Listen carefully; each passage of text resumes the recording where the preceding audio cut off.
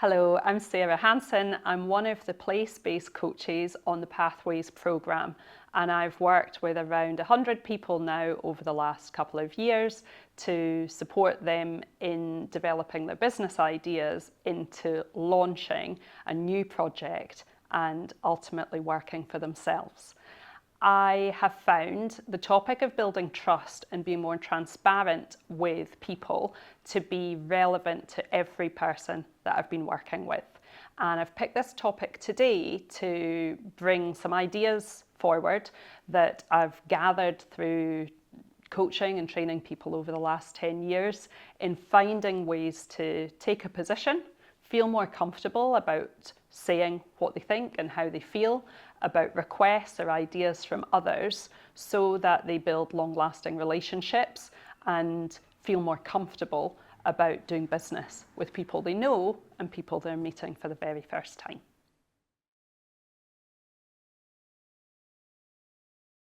In a rural area, your name and reputation means so much, and I've noticed in south of Scotland that's both helped because of the informal relationships that people have, but it can also be an obstacle to overcome. And that's why I feel building trust through transparency is so relevant and important to Pathways people. So, building trust. In my view, building trust is knowing exactly where you stand with other people, that they're being sufficiently transparent with you for you to feel comfortable and at ease in believing what they're sharing so that you are able to work alongside them and deal more honestly and openly with others, whether those are members of staff or friends who have become clients or suppliers to your small business. When I work with people who work for large organisations, one of the biggest revelations they have in the training I run is to realise they can express an opinion themselves. They don't need to hide behind "we at major organisation think this." Instead, it's far more compelling and impactful when they take a position. I find this works well, or I like doing this particular work because, and it personalises the relationship of business, because at the end of the day, business is personal and we're more likely to do business again with people, individuals that we seem to like and trust. That brings me on to transparency. Again, in a rural area, people often know of you and your reputation.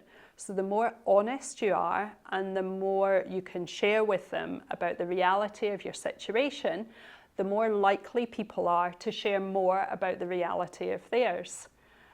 I always say behaviour is contagious, and if you'd prefer that people are more straightforward with you and share what they really think or what's really going on, you're more likely to encourage that behaviour by doing the same.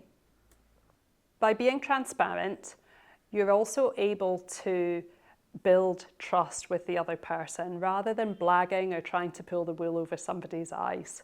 Because once people do get the sense that you're being inconsistent or perhaps only giving them part of the truth, they're more likely to be suspicious about what else you're withholding from them. And finally, if you are able to think out loud and tell somebody what you're going to do next, you'll do a couple of things that are going to be extremely useful for your relationships. One is you'll make that verbal commitment of what they're going to expect. It might sound something like, look, after this call, I'll put this back to you in an email so that you can read it through. And if it works for you, I'll send you the invoice for the deposit. Or here's what I'll do. I'll suggest a couple of times where we can meet, preferably in person. And once you let me know, I'll book a place for us to get together. When you're transparent this way, you're managing the other person's expectations as to what they can expect, so they know exactly where they stand and what to look out for. but you're also saying it out loud to yourself, so you're more likely to commit to it and do it as a result of the conversation. If there are just two things from this video I'd love you to take, it's start forming opinions about actually what it is that you want to do, what is going to work and what's not. Even if you start that in your personal life, expressing more often what you do want to do with your friends or with your family, rather than being the I don't mind or I'm just happy with whatever you decide. Because when it comes to running your own business, there's a huge number of decisions that you're going to need to make. And often it can feel quite lonely because you don't have that sounding board to bounce the ideas off. And therefore, becoming slightly more decisive around, okay, let's go wholeheartedly into this plan or that, I hope will serve you well. But it's a skill and one that will take practice. So thinking more around the consequences of your decision. If I agree to this and I say yes, what's going to happen? Or if I turn this down and say no, how am I going to feel? Are two questions that are really worthwhile asking yourself. The other is to find ways to express yourself more often. It's absolutely legitimate and okay to say, look, based on the information I've got at the moment, yes, I'm available to do this. I can book you in. I can meet you then. I can start this program with you. Or the reverse might be true. And again, that's okay. Life is long. If you make a good impression through the conversation, you're more likely to leave the door open to being transparent with people because they know where they'll stand.